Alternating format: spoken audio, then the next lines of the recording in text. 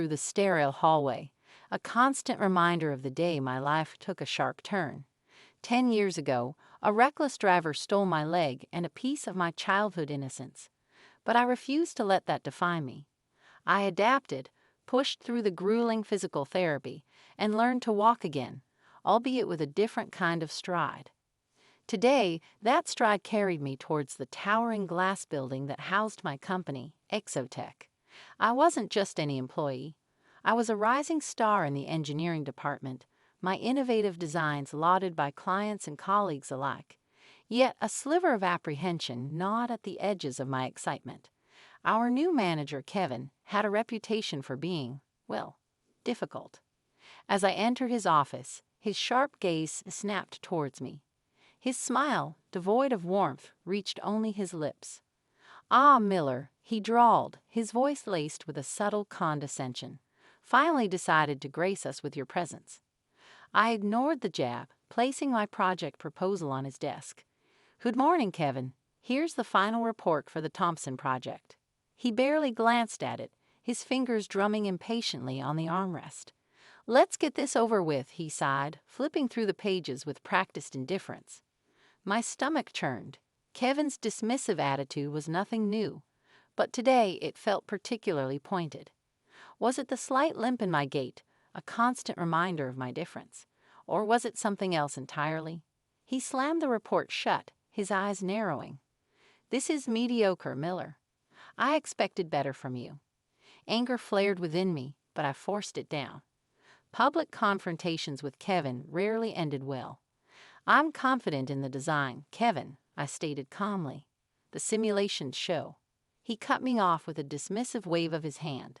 "Save it, Miller. We're going with a different approach. Consider this a learning experience."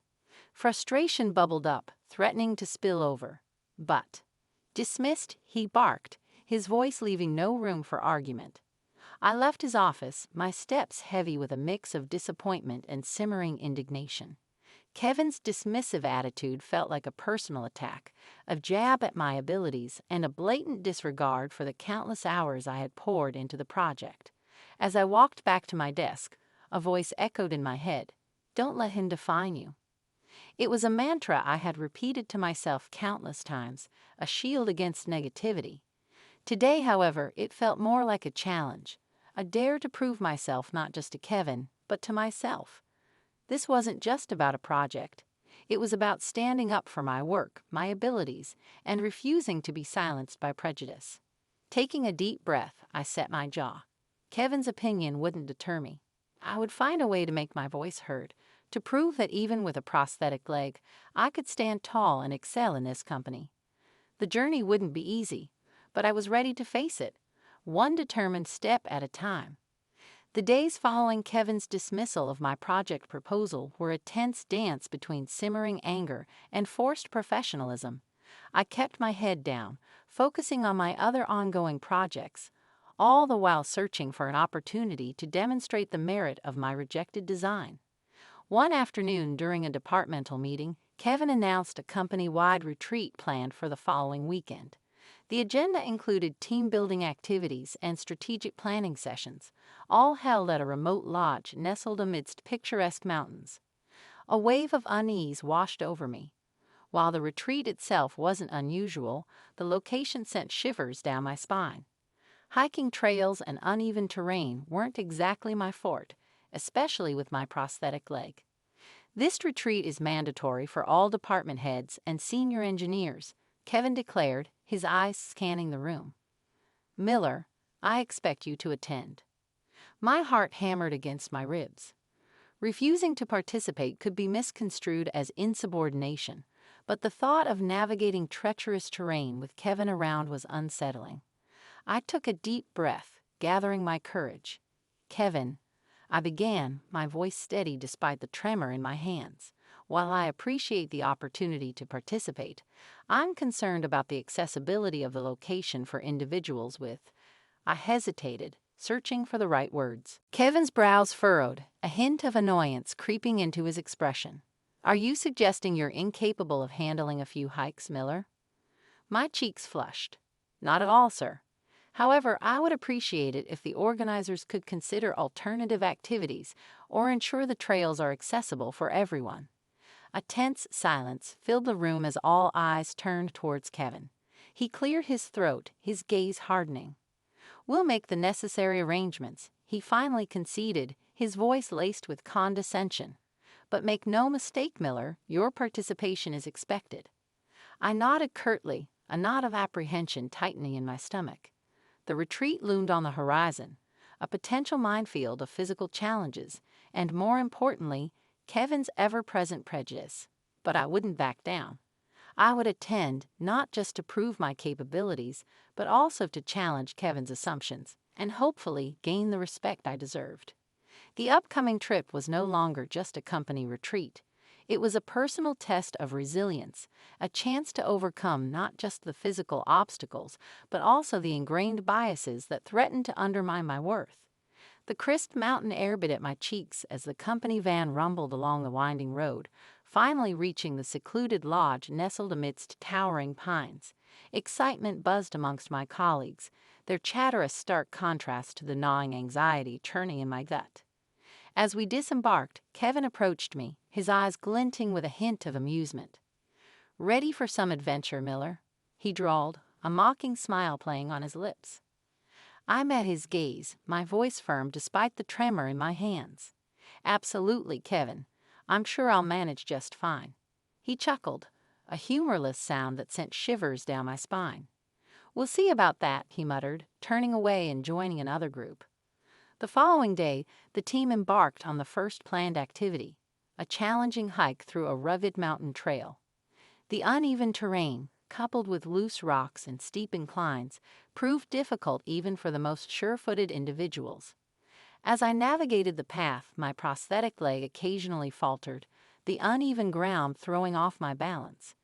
Beads of sweat formed on my forehead, a mix of exertion and anxiety fueling my every step. Halfway through the hike, I reached a particularly treacherous section, a narrow ledge overlooking a steep drop. Panic surged through me as my prosthetic leg caught on a protruding rock, threatening to throw me off balance. "Help!" I cried out, my voice echoing through the silent mountains. For a moment, there was only the sound of my pounding heart and the wind whistling through the trees. Then, a familiar voice cut through the tension. "Hold on, Miller." Mr. Smith, my former middle school teacher, emerged from behind a bend, his face etched with concern. Relief washed over me like a tidal wave. Mr. Smith, who happened to be on a personal hiking trip in the same area, had witnessed my struggle. With surprising agility for his age, he scrambled down the rocky slope and reached my side. Together, we managed to dislodge my leg and navigate the treacherous section, his steady hand and words of encouragement guiding me through the remaining path. Reaching the end of the hike, I slumped onto a nearby rock, my body trembling with exhaustion and lingering fear. Mr. Smith placed a comforting hand on my shoulder.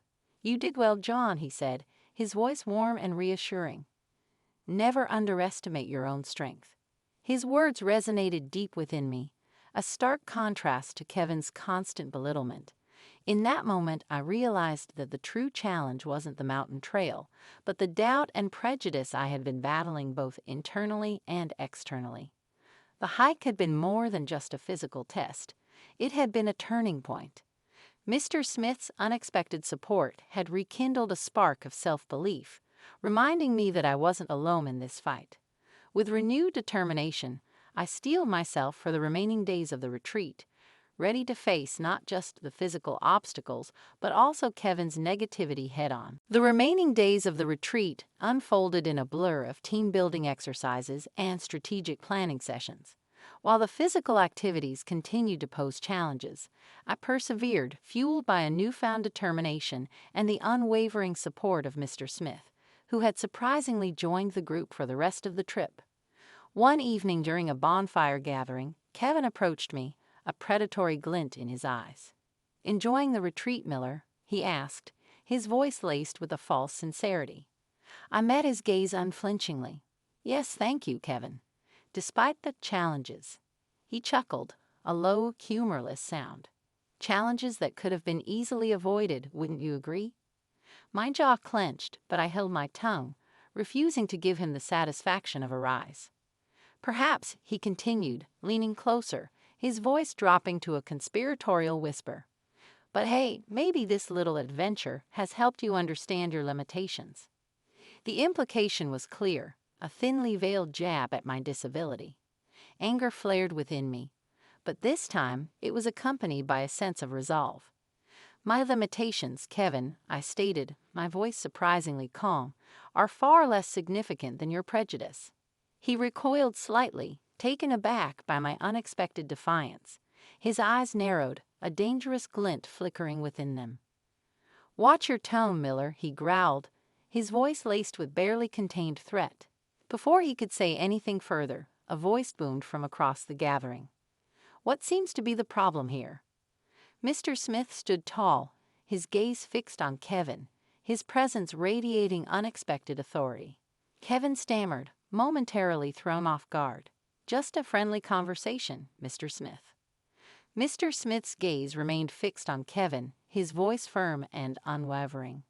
"If it involves any form of harassment or discrimination towards any member of this team, it's far from friendly." Kevin's face flushed crimson, and he mumbled an apology before slinking away into the darkness. Mr. Smith turned to me, a reassuring smile gracing his lips. "Don't let him get to you, John. You're a valuable member of this team, and your contributions are undeniable." His words, spoken with genuine respect and appreciation, warmed me from the inside out. They were a validation of my abilities, a stark contrast to Kevin's constant negativity. That night, as I stared at the crackling flames, a sense of quiet confidence settled over me. The retreat, despite its initial challenges, had become a turning point. I had not only conquered the physical obstacles, but also confronted my doubts and challenged Kevin's prejudice head-on. The journey ahead wouldn't be easy, but I knew I wasn't alone. With Mr. Smith's support and my own unwavering determination, I was ready to face whatever came my way, proving that even with a prosthetic leg, I could stand tall and thrive in the face of adversity. We returned from the retreat, the mountain air replaced by the familiar hum of the office. Yet something had shifted within me. The experience had ignited a fire in my belly, a determination to not only excel in my work, but also to challenge the discriminatory environment Kevin had fostered. One Monday morning, I marched into Kevin's office, a file clutched firmly in my hand. He looked up, surprise flickering across his face as he saw my resolute expression. "Miller," he drawled, a hint of unease creeping into his voice. "What can I do for you?" "I'd like to discuss the Thompson project," I stated, placing the file on his desk. He raised an eyebrow, his usual dismissive demeanor replaced by a wary curiosity. "As you know," I continued, my voice steady, "you rejected my initial design proposal despite its proven effectiveness." He leaned back in his chair, his gaze piercing. "And I've conducted further research and simulations," I explained, "and I'm confident that my design is not only superior, but also more cost-effective in the long run." I opened the file, revealing a detailed presentation outlining the revised design, addressing Kevin's previous concerns, and highlighting its numerous advantages. As he meticulously reviewed the presentation, a tense silence filled the room. Finally, he looked up, his expression unreadable. "This is interesting," he conceded, his voice devoid of its usual condescension. "I believe it's the most viable option for the project," I pressed, my voice firm, "and I'm prepared to present it to the board myself if necessary." A flicker of something akin to respect flickered in his eyes. He cleared his throat. "Very well, Miller," he said, his voice surprisingly neutral. "Schedule a meeting with the board. We'll hear your proposal." A surge of triumph coursed through me. This was just the first step, but it was a significant one. I had not only forced Kevin to reconsider my design, but also asserted my voice and challenged his authority. The following week, I presented my revised proposal to the board. My confidence, fueled by months of meticulous research and unwavering determination, resonated through the room. The board members, impressed by the thoroughness and effectiveness of my design, unanimously approved it. News of the board's decision spread like wildfire through the company. Kevin, forced to publicly acknowledge my contribution, remained stoic, but the smugness had vanished from his eyes, replaced by grudging respect. As I walked back to my desk that day, I held my head high. The journey had been arduous, but I had emerged stronger, my voice finally heard and my abilities recognized. The fight for equality wasn't over, but this victory served as a potent reminder. Even with a prosthetic leg, I could stand tall, break down barriers, and leave my mark on the world. Months turned into years, and the echoes of the mountain retreat continued to reverberate within the company. My successful presentation and the subsequent board approval of my design not only marked a personal victory, but also sparked a subtle shift in the company culture. Kevin, though never openly apologetic, adopted a noticeably less dismissive attitude towards me. He even began acknowledging my contributions in meetings, albeit grudgingly. More importantly, the incident served as a catalyst for change within the organization. One morning, I was summoned to the CEO's office. Mr. Johnson, a man known for his integrity and progressive leadership, greeted me with a warm smile. "John," he began, "your courage and determination in the face of adversity have not gone unnoticed. You've not only proven your exceptional skills, but also highlighted the importance of fostering an inclusive and respectful work environment." I felt a wave of gratitude wash over me. Mr. Johnson's recognition meant a lot, especially considering the initial challenges I had faced. "Thank you, Mr. Johnson," I replied. "I was simply doing what I believed was right." He nodded, his gaze thoughtful. "Your actions have prompted us to re-evaluate our company policies and practices. We're actively seeking ways to promote diversity and inclusion, not just in terms of hiring, but also in creating a workplace where everyone feels valued and respected." He leaned forward, his voice filled with genuine sincerity. "We're launching a new initiative to recruit individuals with disabilities, and we believe your experience and insights would be invaluable in guiding this program." Surprise mixed with a surge of pride. This was more than I could have ever hoped for. The initial struggle, the fight against prejudice, had not only empowered me but also paved the way for positive change within the entire organization. "I'm honored," I said, my voice thick with emotion. "I would be happy to contribute in any way I can." Mr. Johnson smiled warmly. "Excellent.